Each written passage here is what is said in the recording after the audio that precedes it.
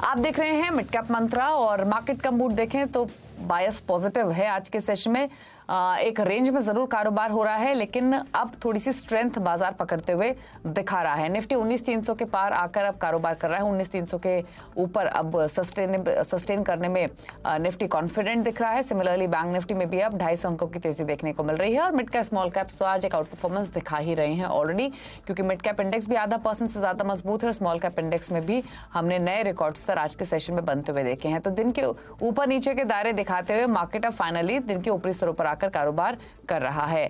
फटाफट से देख लेते हैं एक बार एनएससी स्ट्रेट्स मार्केट ब्रेथ। हालांकि आज एंटायरली पॉजिटिव है, लेकिन एक फिगर्स आपको दिखाते हैं और उसके बाद इंटरनेशनल क्यूज को समझते हुए बाजार की बड़ी बातें आपको बताएंगे। हालांकि मार्केट के लिए रिलायंस की एजीएम एक इंपॉर्टेंट ट्रिगर है। रिलायंस हेवीवेट पर फोकस बना हुआ है आज के सेशन में, लेकिन एनएससी स्टैट्स आपके स्क्रीन पर 1783 स्टॉक्स है जो कि बढ़कर कारोबार कर रहे हैं। 1144 शेयर्स है जो थोड़े से प्रेशर में आज दिखाई दे रहे हैं। एक बार फटाफट से इंटरनेशनल क्यूज पर भी नजर डाल लेते हैं। हालांकि हमारे डोमेस्टिक क्यूज ज्यादा रेलेवेंस आज रखते हैं, लेकिन फिर भी यूरोपियन मार्केट्स को देखें तो यूरोपियन मार्केट्स में जो शुरुआत हुई है वो तेजी के साथ ही हुई है। हालांकि फेड चेयरमैन ने मोर रेट हाइक्स के इंडिकेशंस दिए हैं, लेकिन शायद मार्केट ऑलरेडी पहले ही इस बात को डाइजेस्ट कर चुका है, इसलिए तमाम मार्केट्स में आपको हरे निशान में ही कारोबार दिख रहा है। डैक्स आधा % से ज्यादा ऊपर है, कैक्स में भी आपको 1% की मजबूती दिख रही है, फुटसी फ्लैट है। एशियन मार्केट्स को देखेंगे तो यहाँ भी सभी बाजार हरे निशान में ट्रेड कर रहे हैं। सबसे ज्यादा तेजी आपको देखने को मिल रही है हैंग सेंग और शंघाई में, कॉस्पी में, निकाई में।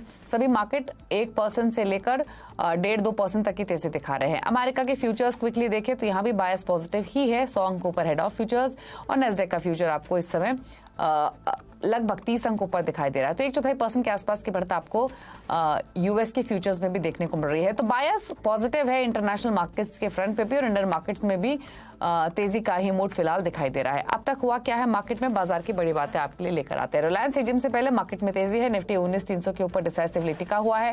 बैंक निफ्टी अब 250 के ऊपर आ चुका है। मिड कैप्स आउट परफॉर्मेंस दिखा रहे हैं। पॉकेट्स दिखाते हैं सरकारी बैंकों में खरीदारी है आज। एनबीएफसी स्टॉक्स चल रहे हैं। केमिकल स्टॉक्स में अच्छी रौनक है। Metal, realty, auto ancillary stocks में भी बाइंग आज आपको मिड कैप्स में देखने को मिलेगी। लेगार्ड्स कहां है तो एफएमसीजी, आईटी, पावर स्टॉक्स में आपको थोड़े से कमजोर स्टॉक्स आज के सेशन में दिखाई देंगे। स्ट्रैटेजी क्या होनी चाहिए रिमेनिंग सेशन के लिए, इस पर करते हैं फोकस। अरुण कुमार मंत्री फिनमार्ट के हमारे साथ मौजूद है। अरुण जी नमस्कार, स्वागत है आपका। बताइए पहले तो इंडेक्स पर आपकी राय रिमेनिंग सेशन के लिए। स्ट्रेंथ तो थोड़ी सी सस्टेन होते हुए दिख रही है, क्या व्यू रहेगा क्लोजिंग तक निफ्टी बैंक निफ्टी पर? देखिए, गुड आफ्टरनून दीपाली जी। देखिए, जैसे आपने कहा रिलायंस की एजीएम काफी इंपॉर्टेंट रहेगी स्पेसिफिकली निफ्टी के लिए, क्योंकि one of the major heavyweight Nifty में रिलायंस का वेटेज है। तो ओवरऑल मुझे लग रहा है मार्केट सपोर्ट के आसपास है 19,200 19,250। अगर आप ये दो लेवल्स देखें तो ये दो लेवल्स है जो पूरे अगस्त में होल्ड किए थे, अभी भी मुझे लग रहा है ये सपोर्ट होल्ड करने चाहिए। तो ओवरऑल बाय ऑन डिप्स वाला मार्केट है, स्पेसिफिकली इंट्राडे के लिए 19,300 325 के पास आता है, तो इंट्राडे के लिए भी बाय करके चल सकते हैं। 19,250 का स्टॉप लॉस होना चाहिए। ये 250 का स्टॉप लॉस आप कल के लिए भी कैरी करके चल सकते हैं, चूंकि आज का लो है ऊपर में 19,400 450, ये इमीडिएट टारगेट्स रहेंगे। ओवरऑल दोनों इंडेक्स में कंपेयर करते हैं निफ्टी बैंक निफ्टी में, तो बैंक निफ्टी में ज्यादा स्ट्रेंथ नजर आ रही है। तो 44,100 के स्टॉप लॉस बैंक निफ्टी को बाय करके चले। 44,900 से 45,000 के टारगेट्स बैंक निफ्टी में हासिल होते हुए नजर। ओके, अच्छा आपके स्टॉक स्पेसिफिक ट्रेड्स क्या रहेंगे? देखिए, दो ट्रेड्स रहेंगे। एक केमिकल सेक्टर से डेफिनेटली आज अच्छे एडिशंस नजर आ रहे हैं, तो दीपक नाइट्रेट में खरीदारी की सलाह रहेगी। 1990 का स्टॉप लॉस रहेगा और 2120 का टारगेट रहेगा। दूसरा स्टॉक अगेन एक लेगार्ड रहा है, पर मुझे लग रहा है करंट सपोर्ट से अच्छा कर सकता है। हीरो मोटोकॉर्प में बाई करने की सलाह रहेगी। 2940 के आसपास चल रहा है। 2900 का स्टॉप लॉस रहेगा और 3060 का टारगेट। तो हीरो मोटो कॉप में खरीदारी की सलाह है। दीपक नाइट्राइट है, आप बाय करके चल सकते हैं। फटाफट से लेकर आते हैं मिड कैप्स का हाल आपकी स्क्रीन पर। इंडेक्स तो आपने देखा आधा % ऊपर है, तेजी के साथ कर रहा है ट्रेड, लेकिन स्टॉक्स दिखाते हैं। शुरुआत करते हैं सरकारी बैंक स्टॉक्स के साथ, जहां पर union bank, bank of India, Punjab national bank और इंडियन बैंक में तेजी देखने को मिल रही है और तीनों स्टॉक्स आपको स्ट्रेंथ दिखाते हुए दिखेंगे। 2.5% तक ऊपर है आज के कारोबार में। एनबीएफसीज में बाएंगे आईबी हाउसिंग 6.5% ऊपर, 3% ऊपर है Manappuram finance, Repco finance, PNB housing में भी 2.5% तक की तेजी आज के सेशन में है। मेटल्स में उछाल, जेएसपीएल, नाल्को, एनएमडीसी, सेल चारों में ही अच्छी तेजी 2.5-3% ऊपर आज के कारोबार में है। केमिकल शेयर्स लेकर आते हैं, जहां पर लक्ष्मी ऑर्गेनिक्स 8% ऊपर है, पोर्टल केमिकल 4.5% ऊपर है, रैलीज इंडिया, शारदा क्रॉप केम में भी 4.25% तक के अपमूव्स आज के कारोबार में देखने को मिल रहे हैं। ऑटो एंसिलरीज में बाइंग, इग्राशी मोटर 7% ऊपर, प्रिकॉल 9% ऊपर, मिंडा कॉप 4.5% ऊपर है और प्रिसीशन कैमशैफ्ट 8% से ज्यादा की तेजी आज के सेशन में दिखा रहा है। फार्मा स्टॉक्स में लिंकन फार्मा 5.5% ऊपर, एस्ट्राडीए, मार्क्सन्स फार्मा, ग्लेनमार्क फार्मा 2.5% तक ऊपर है आज के कारोबार में।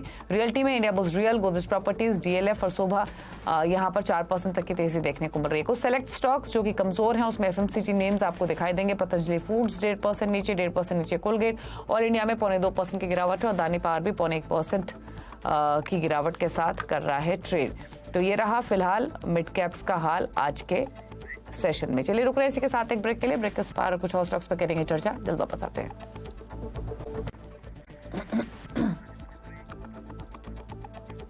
आप देख रहे हैं मिड कैप मंत्रा, और बाजार की नजर रिलायंस की 40वीं एजीएम पर है। क्या हो सकते हैं बड़े ऐलान, बताने के लिए हमारे साथ है माई की नीरज वाजपेयी। नीरज जी, इनफैक्ट सबसे ज्यादा फोकस तो जियो फाइनेंशियल पर ही बना हुआ है, जो कि रीसेंट लिस्टिंग भी है। क्या एक्सपेक्ट करना चाहिए, क्या अपडेट आ सकता है जियो फाइनेंस को लेकर? जी बिल्कुल, जियो फाइनेंस को लेकर के तो पूरे बाजार की, सारे इन्वेस्टर्स की, लोगों की निगाहें हैं, क्योंकि इसकी लिस्टिंग हो चुकी है और इसके बिजनेस प्लान्स लोग सुनना चाहते हैं।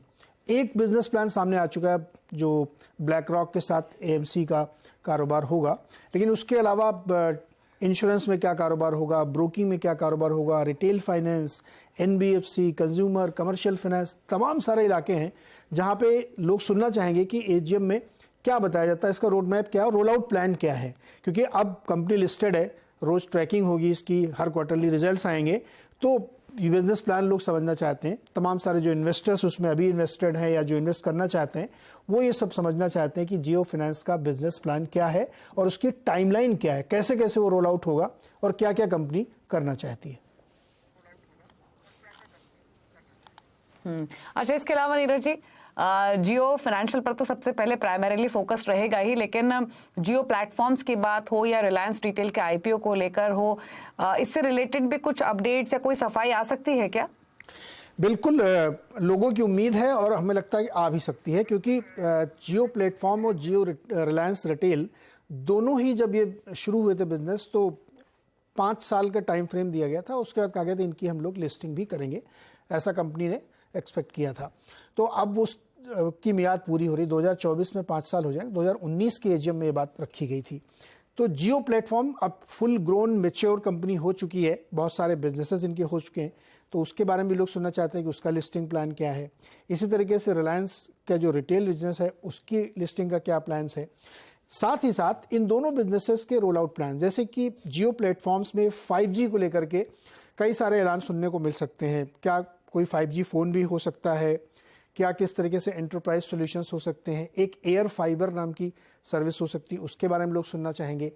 तो ये तमाम ऐलान इस जियो प्लेटफॉर्म से रिलेटेड होंगे। इसी तरीके से जब रिटेल में आप आएंगे तो लिस्टिंग के अलावा भी रिटेल का जो बिजनेस है वो बहुत बड़ा हो चुका है। अभी कुछ दिन पहले ही एक टाई अप हुआ, थोड़ा स्टेक बेचा गया है QIA यानी कतर इन्वेस्टमेंट अथॉरिटी को। उसके बाद वैल्यूएशन 8 लाख करोड़ का हो गया है। आपको याद होगा 3 साल पहले ड्यूरिंग कोरोना कई बार स्टेक बेचे गए थे कंपनीज में, उस समय उसका वैल्यूएशन 4 लाख करोड़ था। तो कंपनी बहुत तेज ग्रो कर रही है। तो आगे के इसके प्लान्स क्या है, किस तरीके के टाई अप्स हैं और साथ ही इसका लिस्टिंग का प्लान क्या है, इस पर भी लोग बहुत गौर से इस बात सुनना चाहेंगे। अच्छा, इसके अलावा नीरज जी, जो न्यू एनर्जी मार्केट है ये दूसरे साल में है, और तमाम ब्रोकरेज हाउसेस की बात करें या मार्केट्स की बात करें, वो भी इस सेगमेंट को काफी क्लोजली देख रहा है कि कंपनी अपने केपेक्स को लेकर या आगे के प्लान्स को लेकर क्या अनाउंसमेंट कर सकती है। क्या एक्सपेक्ट करना चाहिए न्यू एनर्जी मार्केट को लेकर? क्या क्षमता विस्तार पर भी कुछ एजीएम में कहा जा सकता है?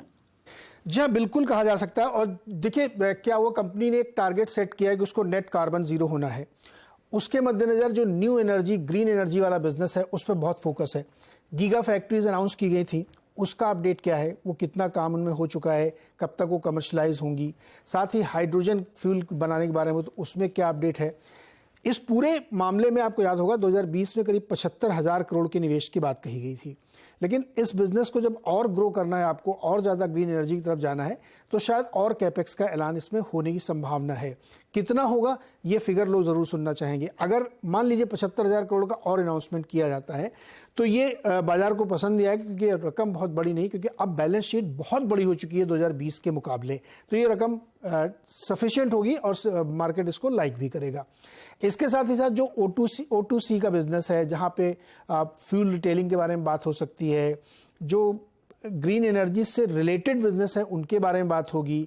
इसके साथ ही जो केजी D6 से गैस का प्रोडक्शन हो रहा है उसका ऑप्टिमम लेवल कहाँ पहुँच गया है उस पर बात होगी। रिसेंटली एक 2-3 प्रॉपर्टीज़ होटल की हैं जो मैनेज की जाएंगी, उस पर बातचीत होगी। तो बहुत सारे जो अलग अलग बिजनेसेस हैं उस पर भी लोग सुनना चाहेंगे।